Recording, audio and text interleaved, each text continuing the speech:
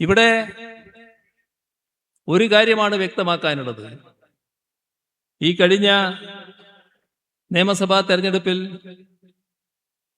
LDF-ന് പരാജയമാണ് ഏറ്റുവാങ്ങേണ്ടി വന്നത്.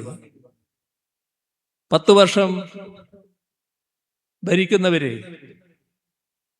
അവരൊന്ന് മാറട്ടെ, ഒരു മാറ്റം ജനാധിപത്യത്തിന് നല്ലതാണ് എന്ന ചിന്ത, അതാണ്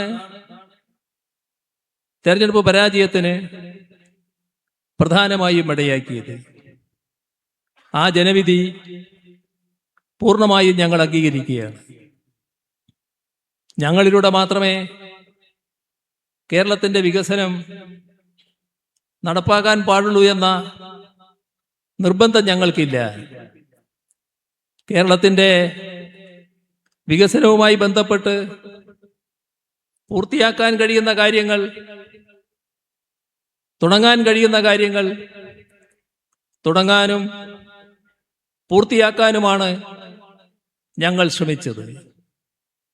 പൊതുവെ അത് നല്ല അഭിപ്രായവുമാണ് കേരളത്തെ സൃഷ്ടിച്ചത്. ആ പ്രവർത്തനങ്ങൾ ഞങ്ങൾ തന്നെ തുറന്നു കൊണ്ടുപോയാലേ ഭംഗിയാകൂ എന്ന നിർബന്ധ ബുദ്ധി ഞങ്ങൾക്കില്ല. ആ പ്രവർത്തനങ്ങൾ നടക്കണമെന്നതാണ് പ്രധാനം. ഇപ്പോ പുതുതായി അധികാരമേറ്റ UDF ഗവൺമെന്റ് ആ പ്രവർത്തനങ്ങൾ ഏറ്റെടുക്കാനും പൂർത്തിയാക്കാനും കേരളത്തിന്റെ വികസനത്തെ മുന്നോട്ട് നയിക്കാനും തയ്യാറുണ്ടോ എന്നതാണ് പ്രശ്നം. അങ്ങനെ തയ്യാറായി മുന്നോട്ട് വന്നാൽ ആ നടപടികൾക്കെല്ലാം കൃത്യമായ പിന്തുണ പ്രതിപക്ഷം എന്ന നിലയ്ക്ക് LDF-ന്റെ ഭാഗത്തുനിന്നുണ്ടാകും. ഈ ജനവിധി അംഗീകരിച്ചുകൊണ്ട് ഒരു ക്രിയാത്മക പ്രതിപക്ഷമായി പ്രവർത്തിക്കുന്ന നിലയാണ് ഞങ്ങൾ സ്വീകരിക്കുക. എന്നാൽ അതേസമയം ഇവയെല്ലാം അട്ടിമറിക്കാനോ ഇതിൽ നിന്നെല്ലാം പുറകോട്ടു പോകാനോ കേരളത്തിന്റെ താല്പര്യത്തിനും ജനക്ഷേമത്തിനും വിരുദ്ധമായ നടപടികൾ സ്വീകരിക്കാനോ തയ്യാറായാൽ അതിനെ അതിശക്തമായി എതിർക്കുന്ന പ്രതിപക്ഷമായി കേരളത്തിലെ പ്രതിപക്ഷം മാറുകയും ചെയ്യും. ഒരു കാര്യം കൂടിയാണ് ഇതുമായി ബന്ധപ്പെട്ട് ഞങ്ങൾക്ക് വ്യക്തമാക്കാനുള്ളത്.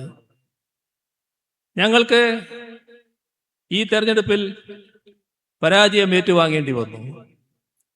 ആ പരാജയം എല്ലാറ്റിൻ്റെയും അവസാനമാണ് എന്ന് കണ്ട് ഞങ്ങൾ എതിർക്കുന്നവർ വല്ലാതെ സന്തോഷിക്കേണ്ടതില്ല. ഇത്തരത്തിലുള്ള വിവിധ ഘട്ടങ്ങൾ പാർട്ടി എന്ന നിലക്ക് CPIM-നും മുന്നണി എന്ന നിലക്ക് LDF-നും നേരിടേണ്ടി വന്നിട്ടുണ്ട്.